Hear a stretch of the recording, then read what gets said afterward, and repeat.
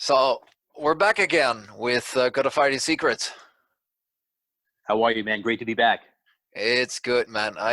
You just came back from holiday, or you did something else? Because I've seen all over the place. You've been all over the place, all over the world. I spent about a month out in the Middle East, man. It was a blast. It was just a little bit of a holiday, and Hmm. had the opportunity to practice my Arabic quite a bit, and actually also shoot Travel Safety 2.0, which is going to be something that's really, really badass. I'm going to be really proud to release this. So we shot it in countries like Egypt, Jordan, freaking Oman. We were all over the place, and it's going to be some really seriously good stuff about hotel security, quote unquote counter surveillance, how to go ahead and arrive safely from the airport to your destination in taxis and whatnot. All of the stuff that I've learned over my 8+ years of doing this, and it's going to be condensed. So, as you may or may not be aware, I did a travel safety back in the day that was like 8+ hours of information, all the craziest shit that I've learned from, PMC work and bodyguarding and all of that secret squirrel stuff. But it was just so much that it was a lot to take in. So I've condensed it into about 3 hours, and it's going to be nothing but the really practical stuff that everybody can utilize no matter who you are. Not all of that chop them, shoot them up, freaking secret agent stuff, but really practical information. So that's going to be really great. It's going to be coming out probably more towards the spring, but I'll keep you guys up to date as far as that goes. That's freaking awesome. I love the way you're telling. It's just mother flowering awesome. uh, Especially, I mean, I've already looked into some of the videos that you were posting. Are they going to be within the travel safety? A lot of what I've already posted is not going to be included in travel safety. I did try to shoot as much as I could over there. However, there are certain restrictions. So whilst I was over there, I really wasn't talking much about any of the tradecraft stuff. I really had to mind my manners. Obviously, everything is monitored as far as what you're talking about, Mm. into your damn phone over there. Plus, I did notice that over there, VPNs are blocked. A lot of internet websites are blocked in certain countries. So I just wasn't really going to mess around with that stuff too much.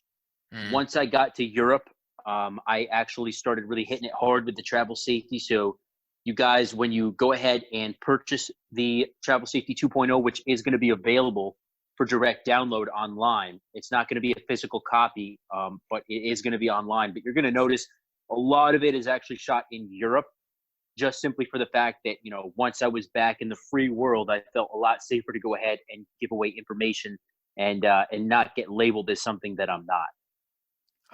Completely understandable, especially if you're trying to make a course on travel safety. It will be very stupid to do it otherwise.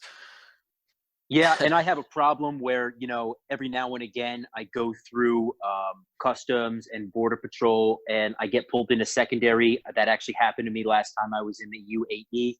They Mm. pulled me aside, dragged me into secondary. Who are you? What are you doing? And it was just a pain in the ass. Now, I don't know if they thought I was like trying to bring drugs in or whatever, but obviously I wasn't. And that's something I'm going to talk about in detail on the new Travel Safety 2.0 is when you're going into a country. You just never know. Maybe you have a certain look like I do.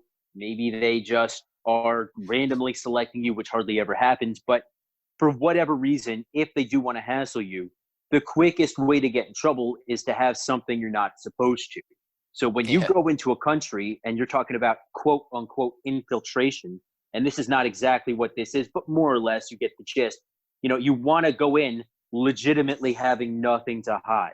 And that's really the way it's done. You need to not only have nothing to hide, but you need to feel within yourself that you have nothing to hide so that confidence shines through. And that's Yeah. really important thing when it comes to going to other countries is legitimately going in with nothing to hide. I mean, I can remember because I was traveling to the US once, and I, And when I got off the plane and got into the, I forgot how this customs, they had a special name to them. Yeah, CPB, Customs Border Patrol, something Yeah, like that, like probably. not the border patrol, like the security guys on the airport. I forgot the guy. Like Oh, TSA. we have the TSA indeed, and then after like the TSA pulled me apart, and I mean, like it's obvious, man. I was a young guy coming from the Netherlands, you know, stereotypes, and like I mean, TSA goes like, huh, young guy, fits the profile of somebody Yeah. that could be trafficking weed from the Netherlands. So we might as well swap him. So they swapped my hands, and it was like, just. Yeah, But I mean, that's just, it's the way they profile too, is, young guy, military age, shaved head or shorter hair. He looks like he could be some kind of operator here. Let's find out what's going on with him. That's just the nature of it. yeah, so yeah, I mean, coming back like with the podcast that we did together on the terrorism, like establishing the baseline, right? Yeah, and that's so important whenever you go in country or wherever you're going, whatever you're doing, is so important to take a minute and analyze what the baseline is, and that's going to bring you so far. And again, this is something I always harp on, but in particular, Travel Safety 2.0, I'm really harping a lot on this, is utilizing the baseline to go ahead and establish yourself and then go from there. Whenever you're trying to blend into another location, another country, obviously, guys, Robin, like you and I, aren't going to be able to completely blend into a place like the Middle East or South America or certainly an Asian or African nation. But there are steps we can take to go ahead and blend in just a little bit more and not stand out like a sore thumb. Things like, what do the locals wear? Do they wear tighter clothes? Do they wear looser clothes? What's their size? Are they fat? Are they skinny? Are they in between? What kind of, do they wear ball caps? Do they not wear ball caps? Things like that is going to really bring you so much more above and beyond just going over there as a tourist. You want to maybe at the most have people think that you're like an expat living over there, someone who, you shouldn't hassle. So those things you can only accomplish blending in by legitimately understanding the baseline, and some of that you can go ahead and do before you get in country by looking on the internet and stuff. But unfortunately, a lot of that is only done through advanced work or through once you get there, then you can understand, okay, like I get the vibe. Take a day, take 2 days even if you need it, and really look at the baseline. How do people walk? How do they talk? How do they behave over here? So I don't stand out like a sore thumb as that, typical Dutchy tourist or typical American tourist. Yeah. So I like, but then there comes this concept indeed of being the gray man, and but yeah, I mean I listened to a lot of Greg Tambone from Bone Tactical. He talks a lot about that, and he's actually got a great channel. I Uh, have actually, I saw a couple of his videos about escape and evasion or something, and mm, he's definitely an entertaining guy. He's got a lot of those concepts, he talks about. Yeah, and I mean, first of all, Robin, don't be sexist. It's mm, great person. Don't offend any of the ladies out there. okay. That's always a good idea, especially when I mean you went to some Arabic countries, and don't mess with women there, man. You're gonna get in trouble. Oh yeah, 100%, man, and 100%. And that was actually a joke that when I was in surveillance school back in the day, the instructor would always start talking about gray man, and gray man theory, and then he'd cut us off and say, "You sexist mother flowers, do not say gray man. It's gray woman or gray person." But yeah, especially in the Middle East, man. If you see a woman in a hijab, man, you're better off kind of just, you always want to look, but you look quickly, and then you don't the term in Arabic would be like you don't like don't look on them too much. It's Mm. it's a cultural thing for sure, for sure. So that's I was especially looking at the Instagram and following and like the videos they posted. The sheer surprise that some of the locals had when you were speaking fluent Arabic, I love that. It's such awesome to see, and I think that that definitely helps. And It's so key. I mean, I would be a lot more lost over there if I didn't speak Arabic. And it's so funny to see, you know, whenever whenever I start speaking fluent Arabic, and these guys are like, "What the hell? Like a white guy who speaks Arabic? Like what is this?" And I become almost like a prized possession to them. They want to show it to their friends, and like everyone come and look at this white boy who speaks Arabic. It's funny, but it really helps. so, is that definitely a plus side? It's I call it social weapons in my my personal description. I like Um, that term. so yeah, like you know, I talked about you with the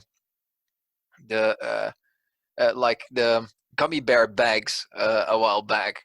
I love Yeah. to take a big sack of. That sounds weird. A big bag of like these small gummy bear bags, and I just hand them out to like people, and and it's quite manipulative, and that's why I call it a social weapon. Because if you give something, you'll people are more inclined to give you something bigger back in return.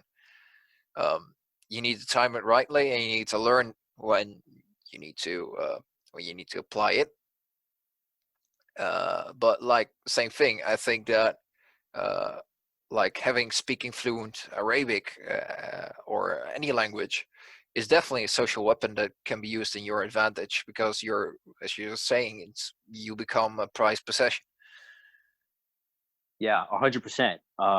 And I really do dig that term social weapon, but it, you know, when you go into tradecraft and go into even like executive protection tradecraft, security tradecraft, you know, a lot of it, most of it, 90% of it is never about like any of the shoot 'em up stuff or even the martial arts. It's just usually never goes to that.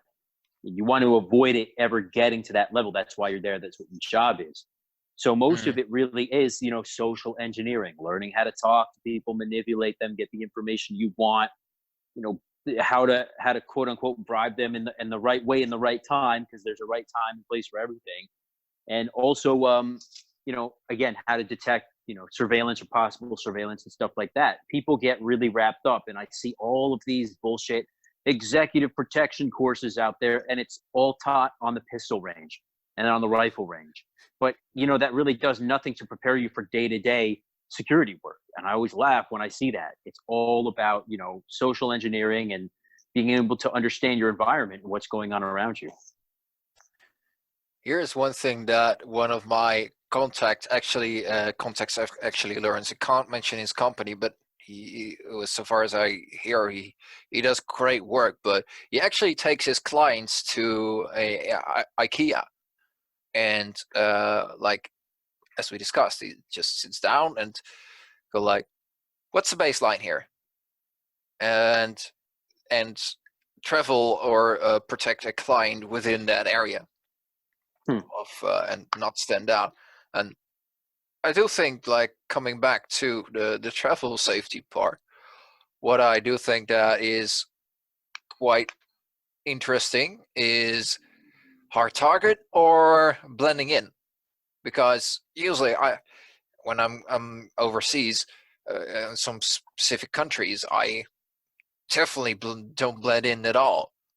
And do I rather be a hard target, or do I rather just like pretend to be somebody that is local? Well, in my personal opinion, man, blending in makes you a hard target, because Okay.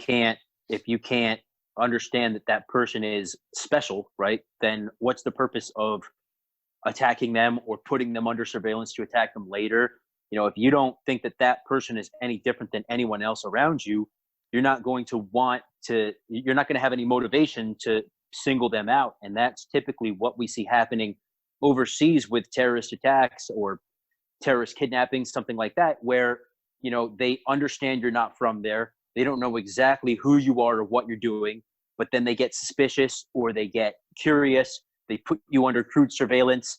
They find out what you're up to. Oh, he's, working with a foreign government, or looks like he's got money potentially. We can kidnap him and exploit him for that. And then, Mm. they'll plan crudely how to do it. They'll do it. They'll take you, and then they'll, exploit you afterwards, whether that's the ISIS type attacks where they cut your throat on camera, or whether that's simply, kidnapping. Hey, call your freaking family. We want $100,000 or whatever. That's typically how we see it go. And blending in, well, it doesn't, like I said, you can't blend in like a freaking, like you've got a sniper suit on and you're in the woods everywhere you go, but you can make yourself look a lot more like someone who is an expat living there or belongs there and knows things and has an established network of contacts already. So you'd be best off not to mess with them too hard. Mm. That's really interesting, and especially like overseas. I had this one time, and I don't know if I talked about it on other times, but I was in Denmark for once, and like I had trouble. Like there was a reason why I had a burnout, and because I can't switch off. It's always Yeah. on, and it's same part there. But like thieves know that, and they see it. And we were heading into a train station, like not a train station, but like how do you call it? A underground. I forgot the Yeah. technical Okay. name, but like an underground train, whatever you call it. Metro. There we go.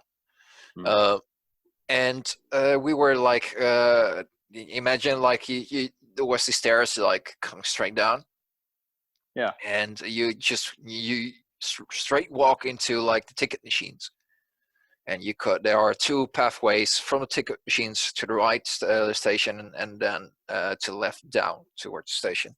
And I noticed these guys behind me coming down from the stairs and going to the right behind and standing behind the corner a bit.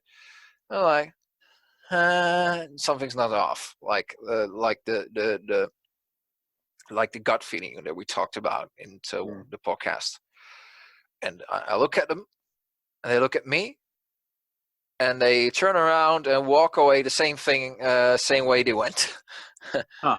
So they knew, and but there is one thing I have in Denmark. I mean, a Dutch guy in Denmark looks like somebody that comes out of Denmark usually, Yeah. because Yeah. we dress the same and it's the same baseline. Yeah, and I've spent time in Denmark myself and the Netherlands, and I know exactly what you're saying. You guys, you wouldn't be able to tell, a Dane from a Danish guy apart. A Dane from a what do we call Netherlands guys? Dutchies? Dutch, Dutchies. I wouldn't be able to tell a Dane and a Dutchie apart. Not for 1 minute. No, but sometimes they have like a bigger face, but like we have those guys in Netherlands as well. Denmark's a cool place, though. I wouldn't be in any rush to go back, but it's a cool place.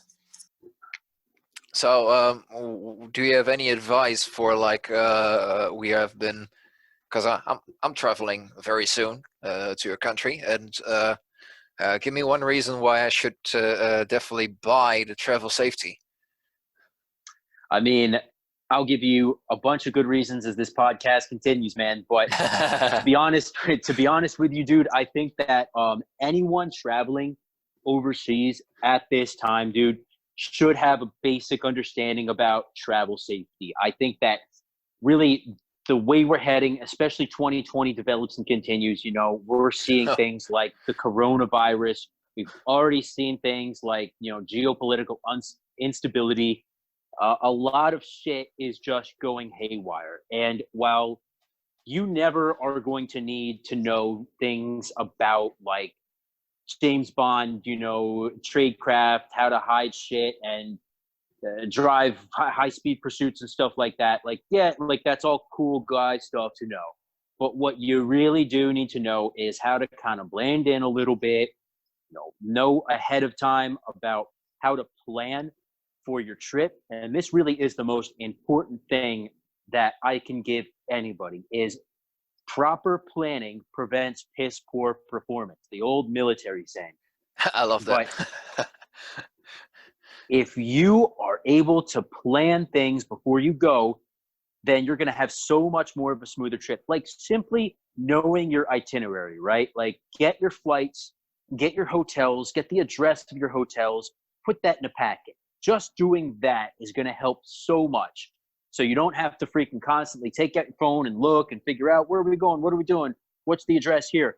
Things like, knowing where the nearest embassy from your hotel or the area that you're staying is. I mean, just in case, you just never know. We've seen, riots and protests flare up kind of out of nowhere. And again, I talk about this in the video, but you should be monitoring local news sources before you go, maybe a week, maybe 2 weeks out. Now, that doesn't necessarily mean that you can speak their language. You can monitor like local news sources, right? Like, I don't know if you speak Spanish, but I sure as shit don't. So I wouldn't be able to monitor, Spanish news or Mexican news if I was going to head over there. But what I would be doing would be going on YouTube and trying to find what's going on in that general area.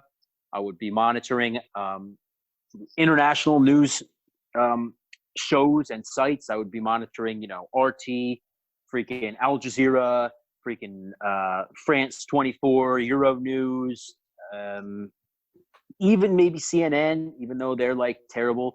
I would monitor everyone that I possibly could to see, if anything along the way comes up. Like, so I'm going to Mexico. Well, is there anything on the international news about potential instability in Mexico? Did the cartels do anything lately? Are there freaking, risks in specific regions? Then the next thing that I would do after I started monitoring the local news sources and international news sources, and a variety of them at that, is I would go on my country's diplomatic website. So whether that would be for the US, that would be the Department of State. I don't know. I'm sure the Netherlands has something similar. But I would go on there and monitor all of the travel advisories. Now, what we can do is go on those websites and specifically click not only travel advisories, but also get country information. So that'll tell you where the no-go zones are. That's going to tell you kind of what's been going on lately over there that you should know about. That's also going to tell you things like, how is their economy doing? In other words, am I apt to get robbed while I'm over there? Things like that. So you want to do as much research about where you're going ahead of time. And that way, once you get there, you kind of have all of the information that you're going to need to go ahead and make good and informed decisions. So do you recommend like it's like in security terms, like a security plan always to be really extreme? Or Well, I mean, yeah, absolutely. I think that no matter where you're going, you should have some type of security plan. Now, what that security plan is will be dictated by what the threat level or how permissible the country is that you're going to. But whenever you go somewhere else, you should realize that you're out of your comfort zone and you're out of your immediate contacts and everyone that can help you. You're away from that stuff. So you should be increasing your security posture a little bit, whether that's, look, schedules are one thing that really get people. Like if you're keeping a sharp schedule and going to be places kind of similar times, like if you're leaving your hotel every day at 7:30 in the morning, you might want to vary your times that you're leaving your hotel, right? Especially if you're in a higher threat location. But you might want to say, okay, I'm supposed to leave at 7:30, but I'm actually going to leave at 7:50 today, or even 8 o'clock. I'm going to be a little bit late, but I want to vary my routine as much as possible so nobody can really get a beat on me, right? Yeah, like the same thing that every security professional should be doing already. Exactly. But, complacency kills. Yeah, still, Yeah. and do you think it's worth to make a risk assessment Yeah, on things. absolutely. And when we talk about risk assessment, now I'm aware that like there are official documents and official ways to do risk assessments. However, I haven't done any of that, to be honest with you, since like bodyguard school. I haven't. Mm, And what I typically do is, like I was saying, I will do it in my own way. I will do it in the sense that I take in as much information as I possibly can. I make my own risk assessments. Take in information from so many different sources. I process it. Kind of think about it. I usually will literally put it into one specific package. I'll print out a bunch of different things, or I'll simply conglomerate all of those different things into kind of one document. I will print it out. I will put it in my travel folder along with my itinerary and everything. And mm, I will decide from there. Usually, before I even book my flights, I'll have done a risk assessment, a crude risk assessment, as to look, am I going to be in too much danger going to this specific country or this specific area in this specific country? Do I need to change my plans before I, buy tickets, book hotels, all of that type of thing? mm. That's always awesome. And one thing that I learned throughout the time was thinking about this, especially with this virus. I was like, maybe I should do a risk assessment on that. And one thing that came to mind when I was packing my bag and checking my equipment for SAR to make sure that was ready, it's like, I should probably add like a small USB stick or something like that, and have the like travel documents backed up on that. And like you have these very small like micro USBs and on like anyway, but that's easily to like shove in your shoe or something like that, so you can't forget it. Um, It's a great idea, man. That really is. Still always encrypted. Yeah, what I usually do is I'll literally have hard copies of my travel documents. I'll Uh-huh. make two or three even. I will usually leave one in a secure location once I get in country, whether that's, hiding it or putting it in a safe or something like that. And I'll usually, depending on where I am, but I'll usually keep another hard copy with me. Mm, And I feel very safe doing that. I don't want to bring my passport, for example, with me and risk losing it. But I do want to have a copy just to show to authorities or whoever, should I need to, that, hey, like I've actually got a passport, like here it is. mm, mm. That's mixed in my opinion, because as somebody like within the Netherlands, it's when somebody shows me a paper on paper document, I'm like, no, I'm not accepting that. Right, So right. it, And that's a risk. I mean, yeah, they might not accept it for any official use, but however, let's just say something happens, you go down, you need some kind of identification on you so that they can mm, figure out, who is this guy? Is he local? Where is he? He's American. Can we call his, embassy, emergency contact? Here's his passport number. Yeah, they may not want to accept it for any official use, but it also shows respect. Like, hey, I've yeah. got this with me. Like, I'm sorry, I left my passport at home, but I'm not like a spy without any documents on me. I do have a document. Here it is. You can look that number up on your system and find out who I am. That I agree, and definitely it's better than having nothing. I mean, Yeah. if you just go out in any country that has a functioning government, or and you need to have your legislation on point, it's always a bad idea to travel without. I mean, Yeah. like Yeah. Murphy is always around the corner. Oh that yeah, he'll get you. He'll get you good. the fucking idiot, it's always smashes you around with a baseball bat. Yeah, yeah, he gets you good a lot. But yeah, no, I mean, I really think that it really is important, especially nowadays, for every citizen traveling abroad to have a basic understanding of how to improve their security posture, because you just simply are. Now, I know that you guys in the Netherlands, look, you guys are fighting the war on terror just like we are. We're Mm, fighting alongside you guys, and that makes you targets as well. So, any country, period, you got to be careful nowadays because you just never fucking know. Pardon my language. You just never know, what's going to happen. And if you can take simple steps to avoid something happening, that's way better than just walking into a situation blindly. mm, mm. One thing that that came to mind very quickly about like the information, um, there is this thing called like RSS. For some websites, you can see it, and there is like this little orange icon, and it says RSS. What you actually can do is it's called an RSS feed, and there are some programs for it, and I don't know because I've never used it, but I know that that it's out there. You can grab those, click on that icon, and you get a small like um, a link, and you can use that in some programs and probably Google it, uh, RSS feed program, and you'll able to collect all of the main websites and get them in one feed.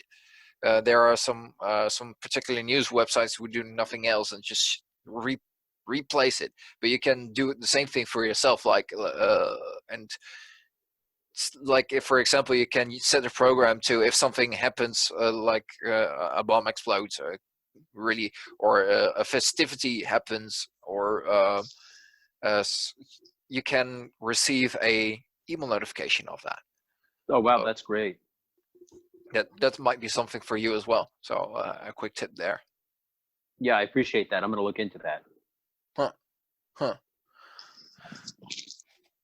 And what do you think? Like is the travel safety? Is it more pointed towards like everyday people? Is it pointed towards people or like you and me? Is it easily understandable? Yeah, and that's a great question, man. I appreciate you asking. It's definitely geared towards your everyday citizen. It's All right. look, guys like you and I, we go through pre-deployment training before we go somewhere for working for a company or whatever. You're going to get a lot of this information. In fact, that's where a lot of this information comes from is pre-deployment training. Training schools, training academies, on the job experience, but more so, really like a lot of different pre-deployment training. And I've taken that and I've taken out everything that just doesn't apply to your everyday average citizen. Mm, Things like that you just don't need to know. I'll leave it at that. And I have put everything in that you as your average everyday citizen, you're going to Europe with your family, you're going over to Thailand, with your buddies. You're doing this and that. You're not carrying guns. You're not working on the job. You're not worried that anyone's got it out for you at all. But you want to make sure that you're going to be safe and have an organized and safe trip. And so it's totally like understandable for your average Joe. You're not going to need to know any terminology for this. There's no, military stuff in here whatsoever. It's all from my experience traveling, literally around the world for years and years now. Everything that I've needed to know and learned along the way, nothing that I haven't used before. And it is all completely like just such great information. To be honest with you, if you are a traveler, now whether you travel for business, whether you travel for pleasure, especially if you're one of those like adventure travelers who likes to go to exotic places, I hate to say this, but you'd be a little bit dumb and not to go ahead and spend a little bit of money for this that I'm asking.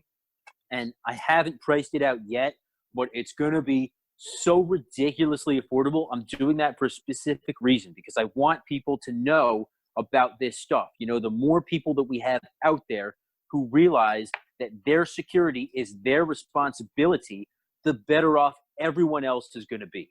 So that's why I've done that. And it's going to be really affordable and really easy too. You're going to click a link. You're going to pay some money off your credit card, a ridiculously low price at that. And then you're going to be able to watch the video. It's really a no-brainer. that's awesome. Are you going to put it on some sites like Udemy, or I know that there are some platforms that are able to get these courses online. And Or that's exactly what I'm in the process of trying to figure out now, because the last awesome. travel safety I did, it was all USB sticks and DVDs. But I figured out quickly that most of my customers really wanted an online download. So I'm not going to be making any physical copies this time. I'm going to try to figure it out. And actually, Robin, that's right up your alley. We might talk more about that at some point, how I can Mm. figure out the best avenue to go about doing that. And once it's all done, I mean, Travel Safety 2.0 is, I've got to shoot maybe one or two more sections and then I'm all done. So that's why I'm setting this as far as the spring goes, which is about a month and a half away. That's, that's right now what the time frame I'm looking at. As soon as I can throw this up online and make the website, we're good to go, man. I'll help you with that, no problem. I appreciate that. So definitely, I think that we've got a really great idea on what travel safety is, and we've got some really. It's not. I don't like the uh, especially sometimes you watch these videos and like they're all marketing and there is no content. But Yeah. I think that we really dropped some gems on this, and I think that even if you're not going to for the product, which probably I would highly recommend because I know your stuff. And yeah, anyway, go look at it. I mean, we have just like from the group, there is only needs to be one or two people in a group like a travel group that needs to have some kind of experience within travel safety or more in depth than the rest of the group, and you can take up the responsibility and be more responsible for the safety of that group. Yeah, exactly. If I was going overseas with a guy like you, Robin, search and rescue, security, certifications up the ass, I'd feel pretty gosh damn safe, man. And I know that everybody else out there kind of feels the same way. If you're with somebody who knows how to handle themselves and knows how to handle themselves specifically, overseas, that is a freaking asset to have. So, everyone out there listening to us is probably already, I'm going to venture to guess, a sheepdog. You're already listening to a security podcast. You're the type of guy or girl that likes to be, knowledgeable and pretty much probably has the responsibility in your group as the protector in some way, shape, or form. So, the more information that you can go ahead and digest and absorb, that's really what makes a leader. Somebody who is constantly learning. The Marine Corps has a saying, a leader is a reader and a reader is a leader. Somebody who's always learning is somebody who is going to naturally fall into place as that leader or as that protector. And I know you, Robin, are constantly learning. You're Yeah. learning, you're reading books, you're learning about freaking, what's the newest thing you're on, man? It's the NIMS, the FEMA NIMS, right? Yeah, I'm actually I'm going through I'm learning full NIMS certifications from FEMA. So and anybody that is interested in incident or in incident management definitely should look at NIMS. And NIMS stands for National Incident Management System, and Yeah. it's free, man. I mean, oh, especially if you're into search and rescue, what probably most of my viewers are and my followers are. I mean, if you really want to get higher up within the security industry, go look at FEMA. It's free. They're internationally recognized, and I mean, the only thing that you're investing is your time, and but you're doing that anyway by watching and listening our podcasts and watching this, and even there it's more condensed. And I think definitely because we can do a video about that once I get more knowledge on it, because it's free. I can talk about whatever I want without stamping on somebody's feet. Yeah, absolutely. And you're so right about that. For your search and rescue guys, here in the States, it's mandatory. Uh, ICS 200 is mandatory for firefighters. And then as you want to get promotions, we go and, do 3, 4, 500. But it's Mm. such great stuff, man, talking about span of control and how many people can one person effectively supervise. Like, all of that information is so key. And I think that all of you professionals out there, go for at least 1 or 200. It can't hurt. All it takes is your time, just like Robin's saying. 100. I'm at 100 level like now, so that's the most basic level. It's getting an idea of how the system works. It's an introduction. Take the introduction course to go look up on the FEMA. It's called AMI. Take the independent study course.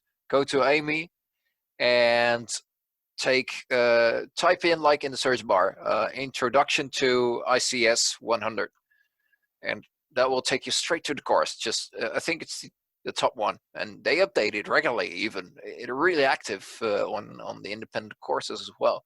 And if you're in the US, they probably give these courses out in classes as well. They're paid, but I think that it's absolutely worth your time and your money. Yeah, it's definitely something that I think, and I think internationally as well, we're all going to start to get kind of on the same page, and it makes working together country to country a little more easy. You just never know, especially if you are in the security field, you never know when you're going to be working with a Dutchie or a Dane or a Japanese guy or whoever. It's quite common that you interface with, nationals from all over the world. So anytime you can get kind of on the same page really, really helps. Awesome, man. And even for travel safety, if like basic incident command, I mean, this is a system that you can apply to freaking anything. I mean, Anything. anything. And that's why I like it. I use it within my security company, so. It's great. I just want to say one more thing, man, about travel safety is that, I give away so much free content on my Instagram account, my YouTube channel. Unfortunately, the vast majority, I'd say 95% of what is in Travel Safety 2.0, I'm not going to be putting out there. Now, there are going to be a few teasers and ads coming out, sprinkling out as the time comes. But the majority of this stuff is sensitive information. When I say it's sensitive information, man, I don't want anyone like looking at this stuff that I haven't kind of like at least, have a vague idea of who they are or what they. It's not like I'm going to reject anybody necessarily from buying this. Anyone's welcome to buy it. But I'm also not going to be putting this information out there for free. It's just not something I'm prepared to do. If you want to invest the time and the money into going ahead and, getting this information, hey, good on you. I highly recommend that you do so. But I'm just not going to be putting a lot of this stuff out there for free on my platforms.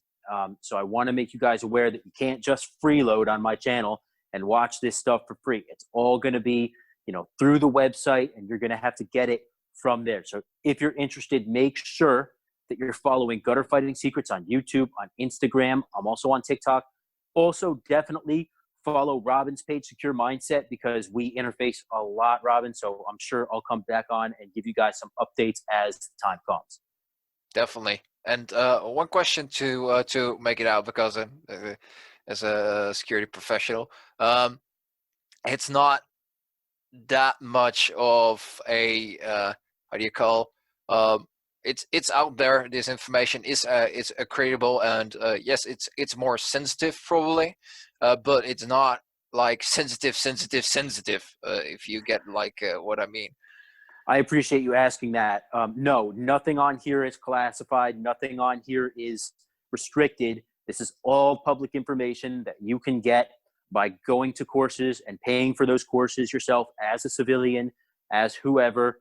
I'm not violating any non-disclosure agreements whatsoever. I've been very careful not to give anything away that's like not already in the public domain. So 100% of this information is already public domain information, non-restricted, completely legitimate for me to be talking about. However, I simply don't want to put it out there for free. I need you guys to pay for it and help support Travel Safety 2.0, Gutter Fighting Secrets, and the mission that I have, which is to go ahead and keep people safe, as well as keep providing you guys with valid, current, and up-to-date information. Definitely. I think we hit a high note there. And like you support the channel, and like a lot of the stuff that we talk about. And I mean, I don't take a leaf from my mouth. If I slap something out that YouTube doesn't like, it probably gets demonetized right away. Uh, so even though when this channel keeps growing, um, if you help Mr. Cutter Finding Secrets getting the travel safety, you help grow the channel. So that definitely helps. Absolutely. And I'm a completely non-monetized channel. They won't monetize one video of mine. They don't like me very much, I'm sure. So, I don't make a dime from YouTube or Instagram. I legitimately am not in this for the money. However, when I do put this stuff out, it does cost money to throw it up online and to edit and all of that. So literally, I'm not trying to make money on this. I'm just trying not to lose money. All right. I think we had a high note. If you want to follow Gutter Fighting Secrets, go to Gutter Fighting Secrets on Instagram. Make sure you follow on YouTube, and of course, shameless self-plug. Go to Secure Mindset at Secure Mindset, probably down in the show notes or in the description or wherever this gets posted. Follow podcast, and of course, my friends over at Gutter Fighting Secrets will be on there as well. You'd be an idiot not to go check out Secure Mindset. Well, at least we'll be having it locked down right now. Robin, I appreciate you having me on so much, man. Thank you very much. Good to see you again, man.